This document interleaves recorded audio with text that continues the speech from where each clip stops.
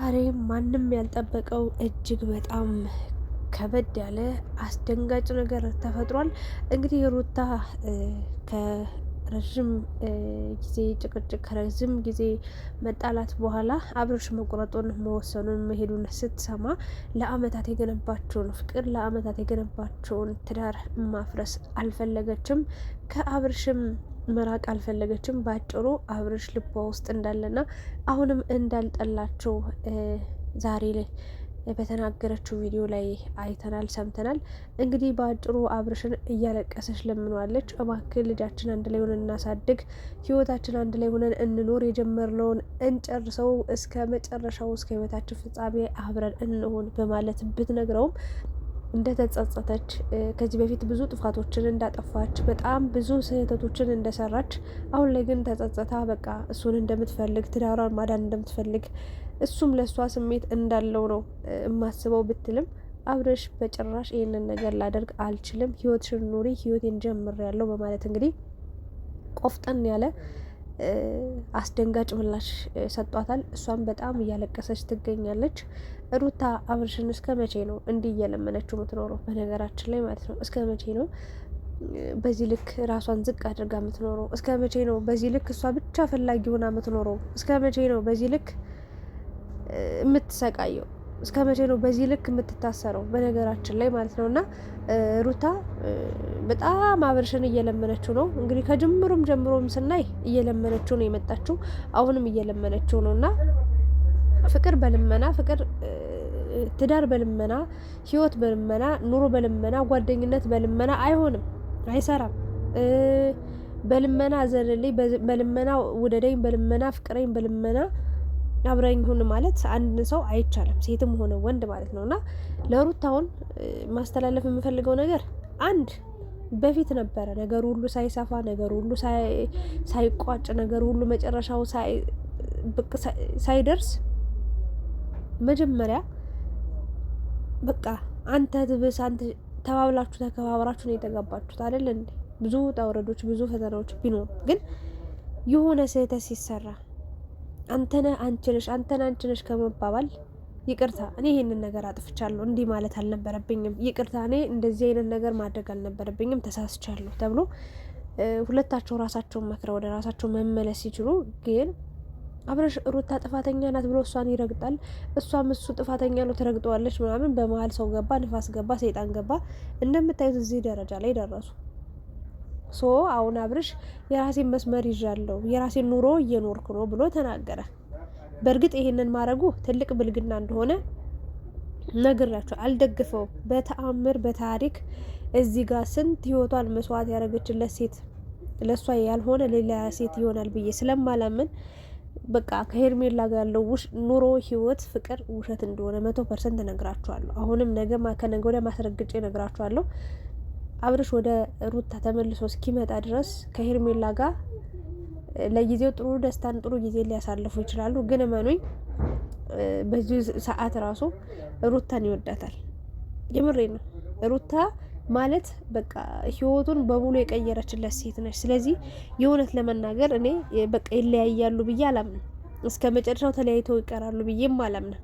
ሩታ እስከ መቼ ነው ዋጋ እየከፈለች የምትቆየው ለሚለው ነገር ጥያቄ በጣም ብዙ ጊዜ ዋጋ ከፍላ መጣለች። አሁንም በጣም ብዙ ከባድ ዋጋ እየከፈለች እንደምትሄድ ወይ ደግሞ አብርሽ ወደ እሷ እስኪመለስ በጣም ብዙ ዋጋ ልትከፍል እንደምትችል እየተረዳው ነው የሚገኘው። ዛሬ ግን በጣም ነው ያሳዘነች። እግዚአብሔርን ነው የምላችሁ። በጣም አጥፍታለች። አዎ በጣም ከሚባለው በላይ ብዙ ነገሮችን አድርጋለች። አብርሽ ላይ ሊደረግ የማይገባ ነገር እኔ እስከ ማልቀስ ሁላ ደርሻለሁ። ማድረግ የሌለባትን ነገር አድርጋለች። ግን ትዳር ቀልድ አድርገውታል። ሁለቱም ስለ ትዳር እግዚአብሔርን ያውቃሉ ብዬ አላስብም። አዎ ለፍቅር ስትል ብዙ ዋጋ ከፍላለች። ሩታም አብርሽም ከፍሏል። ግን ትዳር ምንድን ነው ትርጉሙ? አብሮ መኖር ምንድን ነው ትርጉሙ? መለየት ምንድን ነው የሚለውን ነገር አብሮ ማስቀጠልስ በየት መንገድ ነው እንዴት ብሎ ነው የሚለውን ነገር አያውቁም። ሁለቱም ከባድ እልህ ውስጥ ነበሩ። ኢቭን ከተመልካች ጋር ተጋብተው እርስ በርስ ይቦጫጨቁ ነበር። እርስ በርስ ያልሆነ ታሪክ ውስጥ ገብተው ያልሆነ መንገድ ውስጥ ገብተው ነበረ እና ያ መሆን አልነበረበትም። ድሮ ነበር ሁሉ ነገር መስተካከል በነበረበት ሰዓት ገና በእንጭጩ መስተካከል የነበረበት። አሁን አብርሽ እንደምታዩት ልቡ ተሰቅሏል። በቃ ሩታ ሄርሜላ ጋር በቃ የሆነ ነገር እኔ አብርሽ አንተ መስደብ መናገር ያልሆነ ነገር መናገር አልፈልግም። እወድሃለሁ። እግዚአብሔርን በጣም መልካም ሰው ነህ። ሲበዛ ልበቀና ነህ፣ ጨዋ ልጅ ነህ። ግን አሁን ሄርሜላ ጋር ስለሄድክ በጣም ደብሮኛል። ትክክልም አይደለም ብዬ በራሴ ስላመንኩኝ ስላሰብኩኝ የራሴ አስተሳሰብ ነው። በጣም ደብሮኛል። ምክንያቱም እዚህ ጋር ያለችው ህይወትስ የልጅ እናት የት ጥላት የት ትታት ከሩታ የተሻለ ነገር ሄርሜላ ጋር ምን አግኝተህ ሄድክ? ስላለቀሰች ሚዲያ ላይ ወጣ ስላፈቅራለሁ ስላለች ከስር ስለተከተለች ነው ከሩታ የበለጠችብህ? ሌላ ምንም የሚበልጥ ነገር ኑሯት እንዳልሄድክ ሁላችንም አንተም እኛም ልቦናህም ያውቀዋል። ሶ መምጣት አይቀርም፣ ትመጣለህ አንድ ቀን። ፈጣሪ አንድ ነው ያደርጋችሁ ብዬ ነው የማምነው።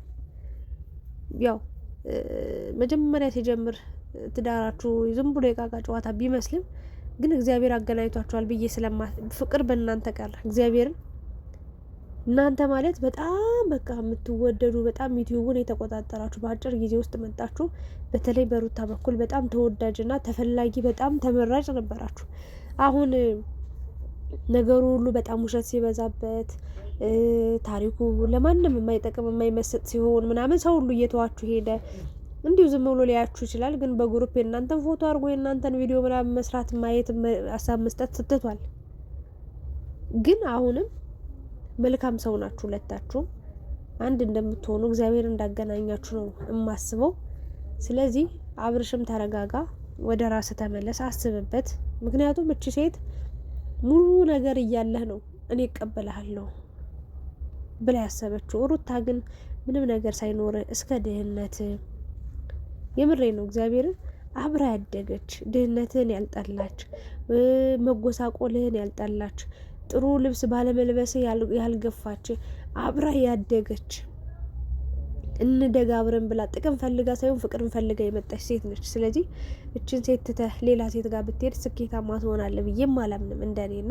እችኛዋ ሴት ግን ሄርሜላ ማለቴ ነው ሁሉ ነገር በተስተካከለበት አንተ ሁሉ መስመር አሁን ኦልሬዲ ምንም የምታስቸግረውም ነገር የለም፣ ምንም የሚቸግር ነገር የለም። ገንዘብ ነው አለ እስከ ጥግ ድረስ፣ ፍቅር ነው ሩታ እግዚአብሔር ይመስገን እስከ ጥግ ድረስ አስተምረሃለች። ሁሉን ነገር ደርሰበታል። ስለዚህ ሙሉ ሆኖ የተዘጋጀ ምግብ ሲቀርብላት ሄርሜላ ላለመብላት አትችልም። ማንኛውም ሴት የምትፈልግ አይነት ወንድ ነው ባጭሩ። ምክንያቱም በሙሉ ተስተካክሏል፣ ህይወት ሁሉ ተስተካክሏል፣ ህይወት ሁሉ መስመር ይዟል። እንደዚህ አይነት ስኬታማ ሰው ደግሞ ሲገኝ ደስ ይላል። ግን ያው በቃ አትቆይም። አብረህ ብትሆንም ነገ ከነገ ወዲያ እስከ መጨረሻው እስከ ህይወት ፍጻሜ ልትቆይም አትችል ሴት ነች። መንገድ ላይ ጥፍ ትላለች የሆነ ነገር ቢያጋጥምና ይህንን ነው ልል የምችለው። ሩታ ደግሞ በዚህ ልክ ማልቀስም መለመንም መለማመጥም አይጠበቅብሽም።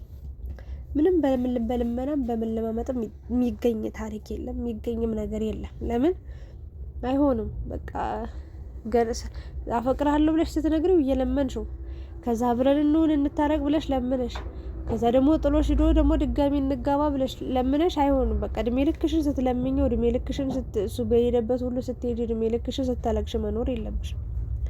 በቃ የራስሽን ኑሮ ኑሪ ብሎሻል። እስኪ ካስቻለው አንቺም እንደሱ ሞክሪና ከራስሽ ጋር ጊዜ አሳልፊ፣ ከልጅሽ ጋር ጊዜ አሳልፊ። እስኪ ተመልሶ እንደማይመጣ እናያለን። ያኔ ጀግና ነው፣ ምን ያደንቀዋል። እስኪ ዝም በይ በቃ ለጊዜው። ይሄን ነው የሚፈልገው ነገራችን የነበረው አብርሽ። ተሸነፍሽ፣ ቀድመሽ እጅ ሰጠሻል። አዎ አንቺም ተናግረሻል። ቀድሜ እጅ ስለሰጠው ዝቅ ስላልኩኝ ስለተሸነፍኩለት ነው እንደዚህ ሆነ ብለሻል። አዎ ይህንን ነበር የሚፈልገው፣ እግሩ ስር እንድትወድቂ፣ ሁሌ እንድትለምኙ፣ ሁሌ እንድታለቅሽ ነው እንጂ ካንቺ በላይ እሱ ተጎድቷል።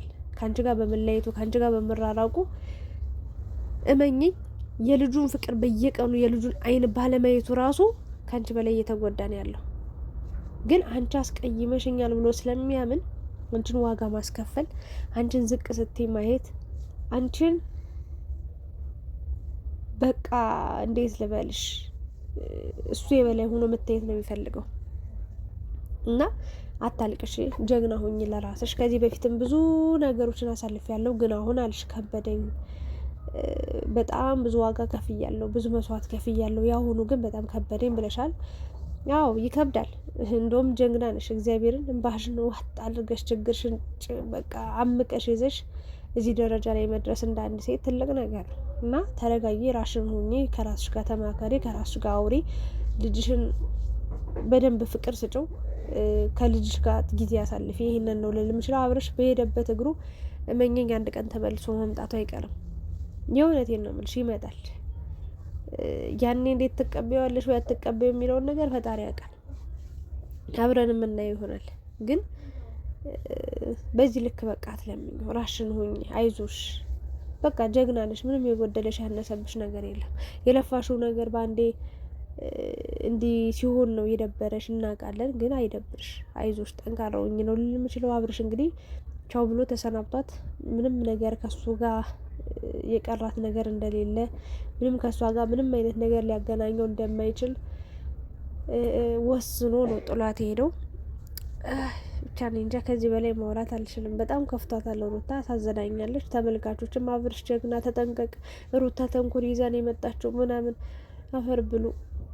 የምሬ ነው ምላችሁ። የምን ተንኮል ነው ሲጀምር? ምን አይነትስ ተንኮል ልታስብ ትችላለች እንዴ? ተንኮል የሚያስተማራት እሱ ነው እኮ፣ የጀመረው ተንኮሉን እሱ ነው።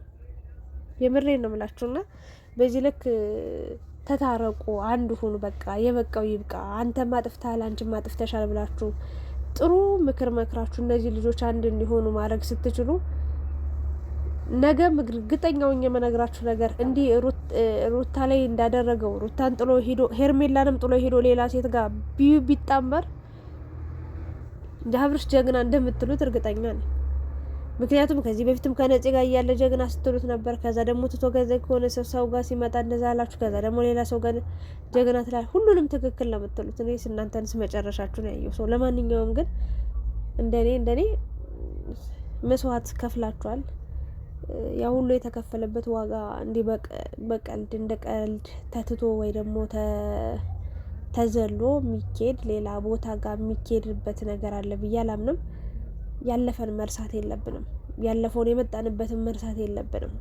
የምሬ ነው። ነጋችን ምንም ይሁን ምንም፣ ዛሬያችን ምንም ይሁን ምንም፣ የመጣንበት መንገድ ለህይወታችን በጣም አስፈላጊና ጠቃሚ ነው ብዬ ስለማስብ የመጣህበትን የነበርክበትን አትርሳ ነው የምለው። አብርሽ ዛሬ በስርዓት ነው ያወራት፣ አክብሬ ያለው እውነት ለመናገር ግን ተመለስ በቃ። ለነገሩ ይመለሳል፣ የጊዜ ጉዳይ ነው እና ሩታ አትለምኝ፣ በዚህ ልክ አታልቅሽ። በቃ ጠንካራውኝ እንዴ ምን ይጎልብሻል? ተረጋጊ። ይህንን ነው ልል የምችለው። እናንተም ሀሳብ አስተያየታችሁን ጨምሮ ስለነበረን ቆይታ አመሰግናለሁ። ላይክ፣ ሼር፣ ሰብስክራይብ ማድረጋችሁን እንዳትረሱ።